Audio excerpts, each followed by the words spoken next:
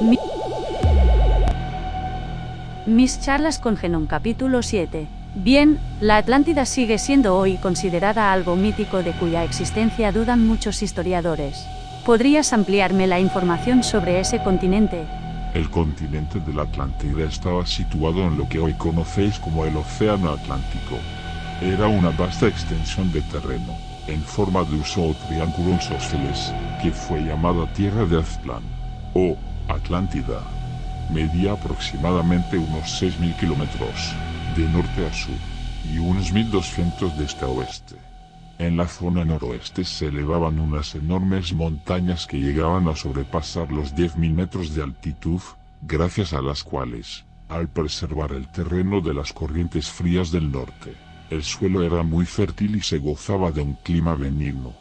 Casi contiguo se encontraba otro continente, con una actividad telúrica muy acusada, ocupando lo que hoy es América del Norte y del Sur. La inestabilidad era tal que aparecían por doquier volcanes que intentaban aliviar la presión interna del planeta. Frecuentes movimientos sísmicos agitaban las tierras y las fuerzas desatadas de la naturaleza producían desastres climatológicos. Todo ello dificultaba el asentamiento de hombres en esa zona. Perdona el inciso. ¿Por qué Tierra de Aztlán? ¿Era Aztlán un hombre? Aztlán es el nombre de un planeta que orbita alrededor de Sirio B y cuyos habitantes fueron los primeros en colonizar ese continente que, desde entonces pasaría a conocerse como Atlántida, que significa, precisamente, Tierra de Aztlán. Entiendo. Sigamos. Bien. El caso es que en la Atlántida se instalaron los más adelantados intelectualmente, quienes, con el paso de los siglos, fueron desarrollando una amplia cultura. De hecho, floreció una civilización que superaba, en algunos aspectos, a la vuestra. Habían logrado grandes avances tecnológicos y desarrollado ciencias como la medicina, la aeronáutica y la ingeniería. Obviamente, conocían la energía eléctrica, que obtenían fundamentalmente del sol, así como la energía atómica. En cuanto al transporte, no llegaron a construir naves espaciales, pero sí unos vehículos voladores similares a vuestros helicópteros cuyas hélices se movían por electricidad. Habían diseñado baterías extremadamente potentes de larga duración y poco peso. Una sociedad tecnológicamente avanzada. Y desde el punto de vista espiritual, El desarrollo moral y la evolución espiritual no fueron paralelos al desarrollo tecnológico, hasta el punto de que cometieron el error de crear una sociedad teocrática en la que las castas sacerdotales tenían un gran poder y ascendencia sobre el pueblo. Es más, con el paso del tiempo, el excesivo protagonismo de los sacerdotes trajo consigo el derrumbamiento de la fe, incrementándose la delincuencia y el consumo de drogas, hasta entonces utilizadas solo para curar. En cualquier caso, los atlantes, al ser los más avanzados y dominar capacidades de la mente que hoy son consideradas paranormales, marcaron el ritmo de la evolución del planeta implantando su filosofía de vida y creando una sociedad teocrática, tecnológica y colonizadora que les llevó a ejercer el control del conocimiento en todo el planeta y, por ende, de las materias primas, de la economía e, incluso, de la concepción religiosa. Pero sus dirigentes terminaron tiranizando al pueblo y explotando a los demás habitantes del planeta, llegando a convertirse en una sociedad racista y explotadora.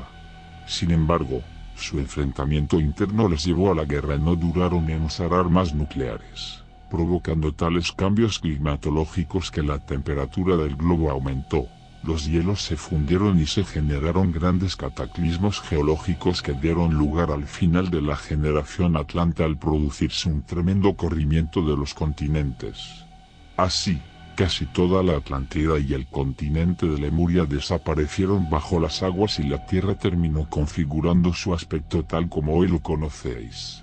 Aunque hay que decir que, en los últimos años, algunos atlantes no prostituidos se dispersaron por el este y el oeste y lograron transmitir sus enseñanzas a pueblos de lo que hoy es América Central y del Sur, así como del norte de Asia, Egipto y algunas zonas de Europa que hoy ocupan España, Francia e Irlanda. Hablo de los pueblos vascos, normando y celta. Eso me recuerda que son muchos los historiadores que postulan que los druidas no eran sino los depositarios del saber atlante. Los druidas fueron, en efecto, los receptores de la enseñanza atlante y transmitieron ese legado a las generaciones sucesivas a través de individuos cuidadosamente elegidos que pudieran continuar su obra. Pero también fueron atlantes quienes, tras el hundimiento de la Atlántida, dieron lugar tanto a la civilización egipcia como a las culturas persa, griega y romana.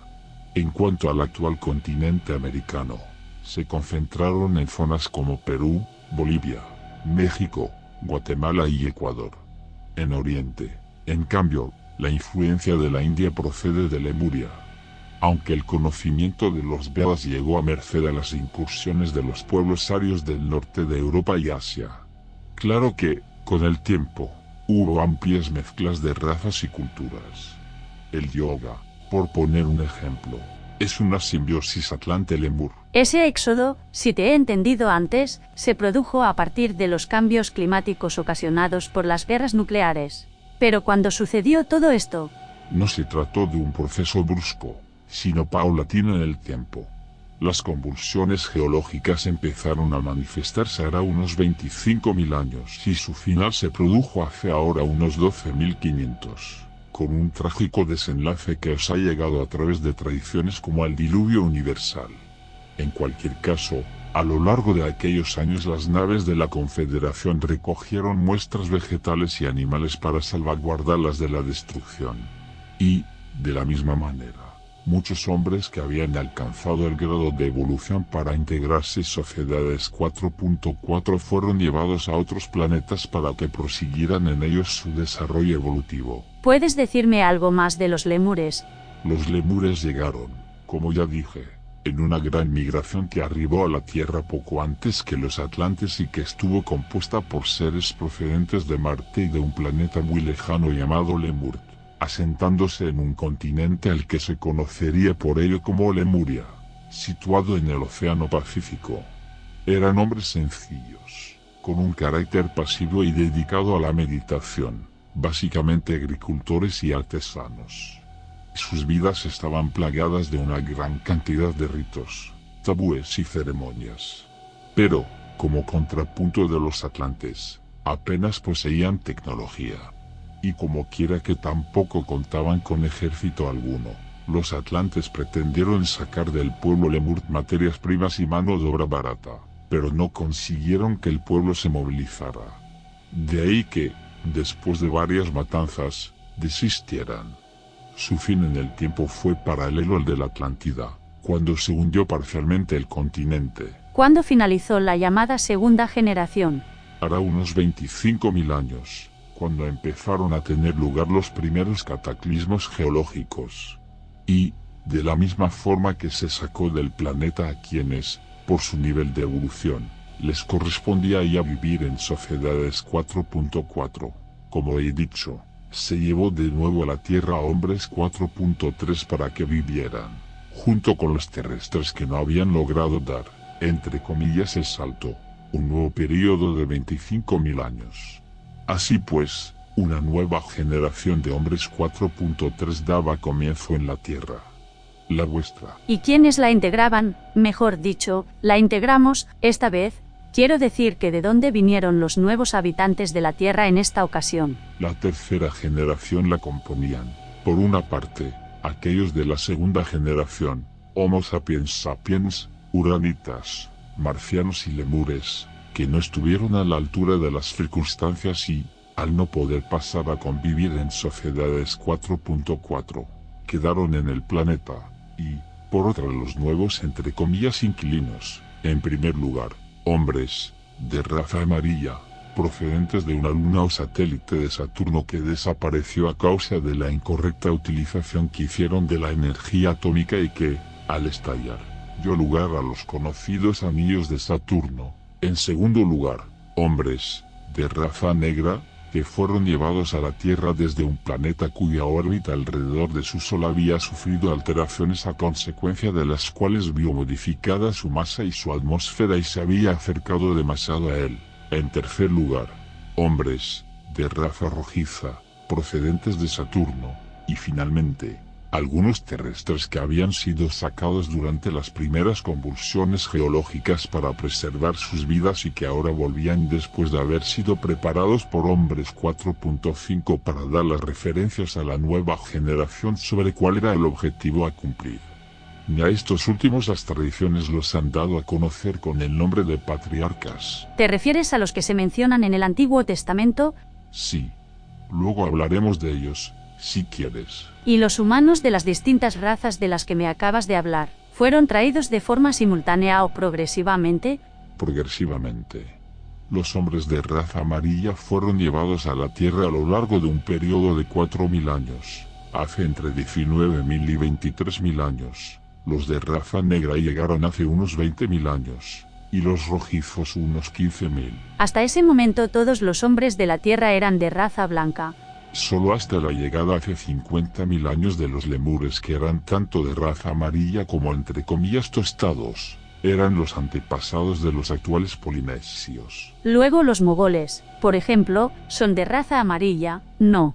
Ciertamente. Y los indios americanos, porque los mayas y los aztecas parecen consecuencia de una mezcla de razas. Y así es. Son consecuencia, primero, de la migración de hombres rojizos al este europeo, más concretamente a Siberia.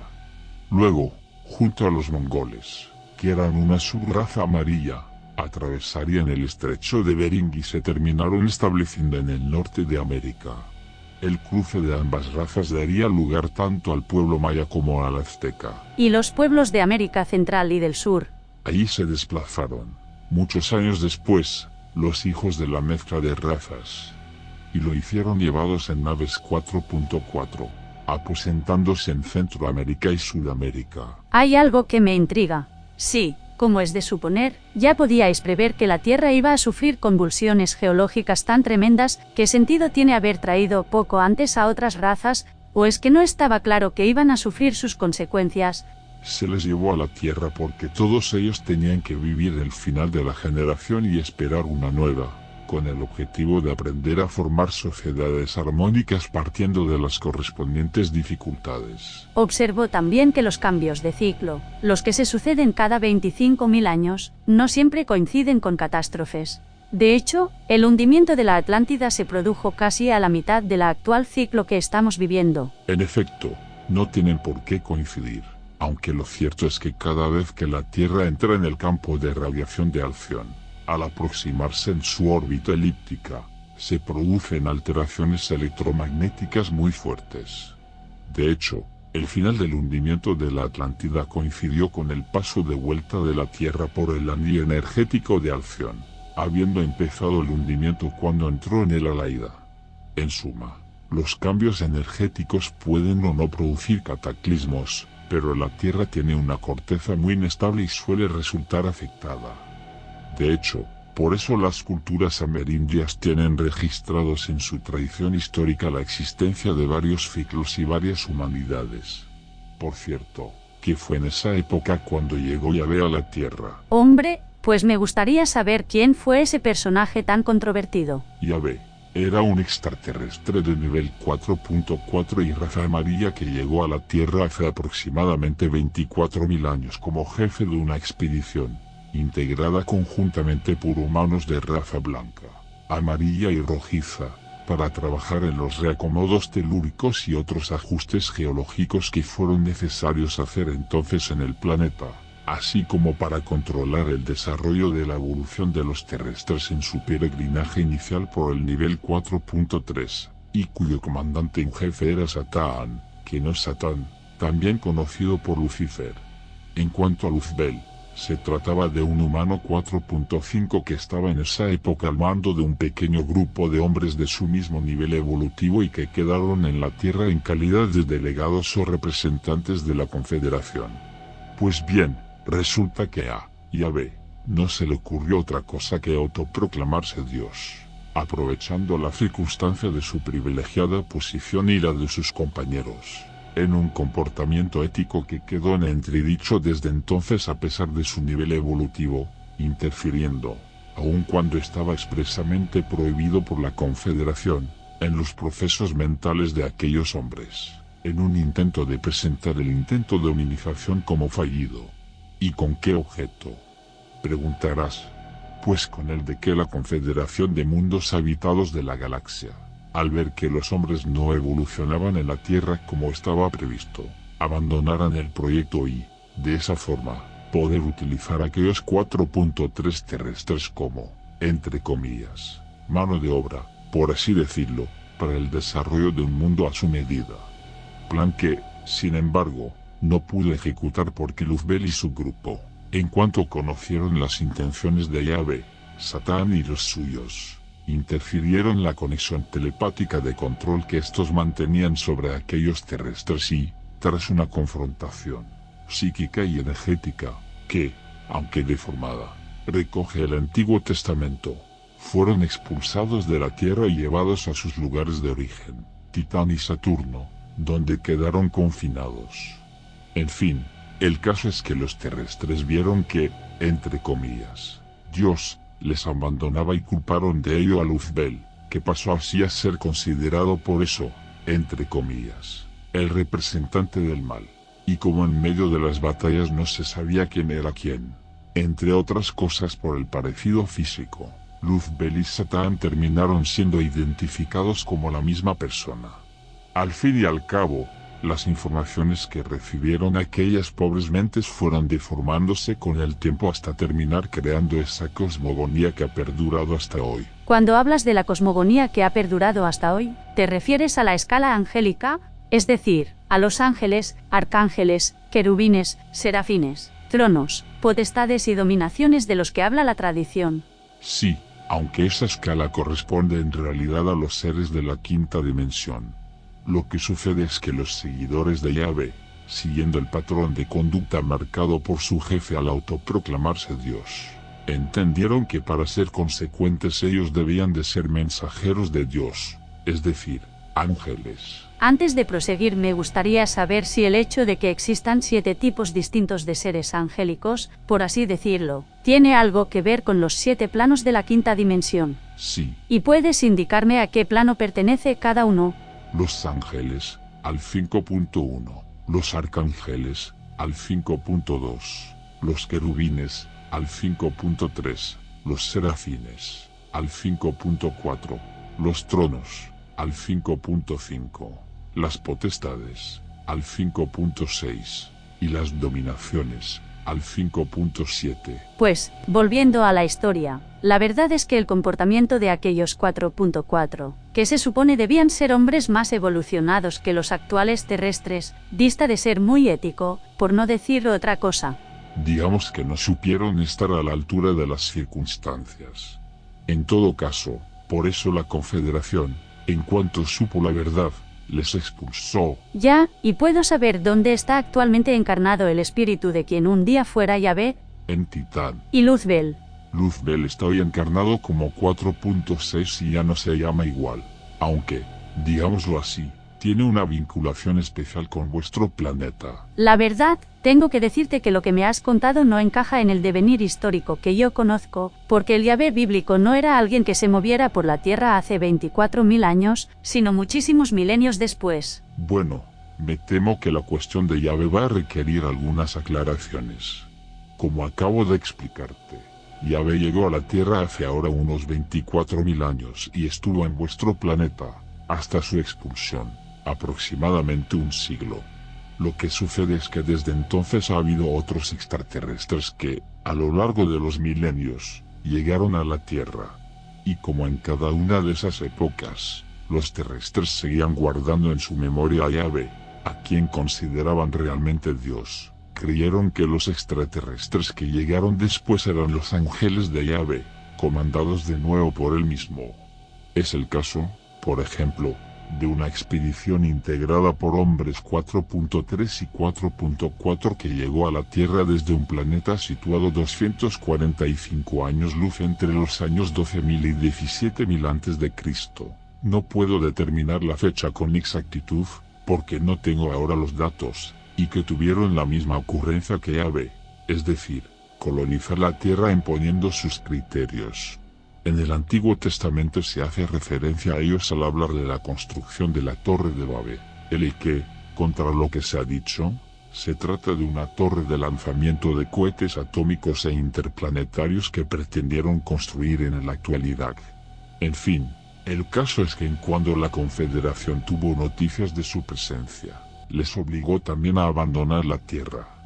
Luego pasó bastante tiempo y en el planeta se configuraron diversas culturas y civilizaciones, hasta que el hundimiento de la Atlántida y el consiguiente diluvio universal propiciaron la expansión, con el tiempo, de diferentes filosofías y la aparición del componente politeísta, convirtiéndose en constante motivo de enfrentamiento entre los pueblos, sobre todo euroasiáticos.